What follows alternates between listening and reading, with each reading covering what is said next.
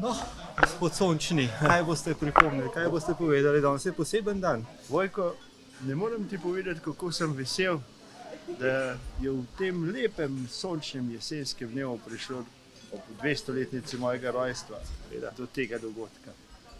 Ja, nosim oblačila tako kot v času mojega bivanja na Bledu. Tukaj imam tole pohodniško palico, ki mi je mnogokrat zelo dobro služila na pohodu. Cokle, kot takrat, kadar je postala pot prehladna, sem si jih nadel. In danes, poseben dan, ko podeljujemo certifikate za vse tole. Danes je res ta sončen dan, kot za sončnega doktorja spodobje. Podelili bomo prvih 7 certifikatov tudi za prvo doživetje in to je res nekaj posebnega. Jaz bi rekel, čudovit začetek ohranjanja tvoje doktrine, primarnih virov, in tu je prava pot do priznanja, do vpisa jutri, do nesnovne dediščine, kaj upam, da bomo nekoč uspeli. Ampak brez tebe, gospod Rikli, ne bi bilo nič mogoče. Je že tako, ampak si pri tem močno sodeloval. Bova videla, poskusiva, kaj se bo zgodilo. Zdaj nas že čakajo doli, greva. Poskusiva narediti vse najbolj. Pojdiva.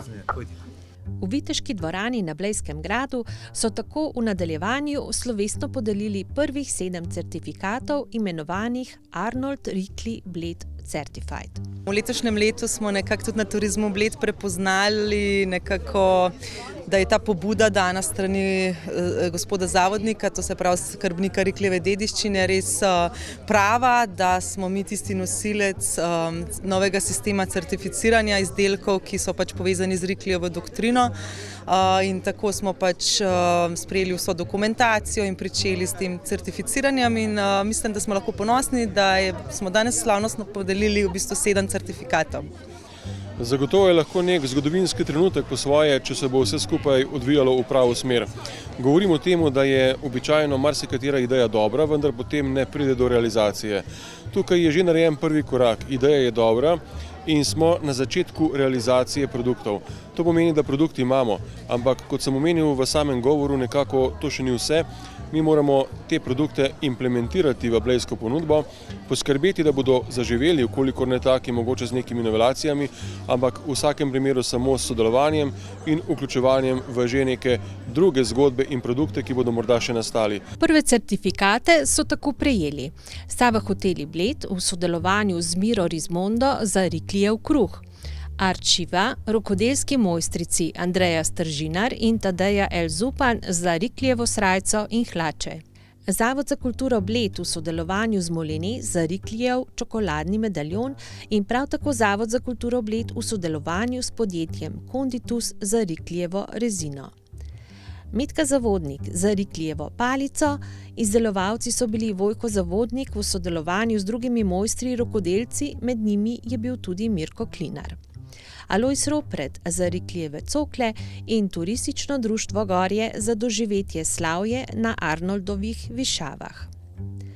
Strokovno komisijo za ocenjevanje so poleg Vojka Zavodnika, pobudnika uvedbe sistema certificiranja in skrbnika Riklijeve dediščine sestavljali člani najpomembnejših lokalnih institucij. Ti so odločali o skladnosti prijavljenih predlogov s primarnimi viri Riklijeve doktrine in z dokazanimi zgodovinskimi dejstvi ter podali strokovno mnenje o avtentičnosti, kakovosti in trajnosti izdelkov, storitev in doživetij. Strokovna komisija je obravnavala vse kandidate oziroma njihove kandidature z opisi. Moram povedati, da v bistvu vsi izdelki in tudi ta na koncu še dogodivščina oziroma doživetje Riklijevo so bili zelo na visokem nivoju kvalitete, tako da je bilo ocenjevanje v neko veselje. Absolutno so te do zdaj prispeli izdelki oziroma ti, ki so že dobili certifikat, postavili zelo visoko merilo kakovosti. Jaz upam, da bo v kraju več deležnikov, ustvarjalcev prepoznalo lahko tudi potencial tega certifikata oziroma to vrstne dediščine in predvsem, kot je bilo že večkrat rečeno, da bi se več živega izročila pojavljalo v smislu doživeti. Predvsem tukaj mislim, da je velik potencial za neko novo oblikovano pot, ne nazadnje turizma. No? Slavje na Arnoldovih višavah je doživetje, ki poteka na Rikljevi poti v gorjah. Letos so na prvi svetlobno-zračni postaji, ki se nahaja nad Bolšico v gorjah, ponovno odkrili spominsko ploščo posvečeno Arnoldu Rikliju. Torej gre za doživetje, ki obiskovalce popelje nazaj v čas in v riklijanskem stilu povede obiskovalca med Arnoldove višave, kar pomeni, da se dejansko človek poveže z naravo, da diha svež, čisti gorski zrak. Na poti seveda izve tudi veliko zanimivosti o Rikliju in seveda tudi dejstev.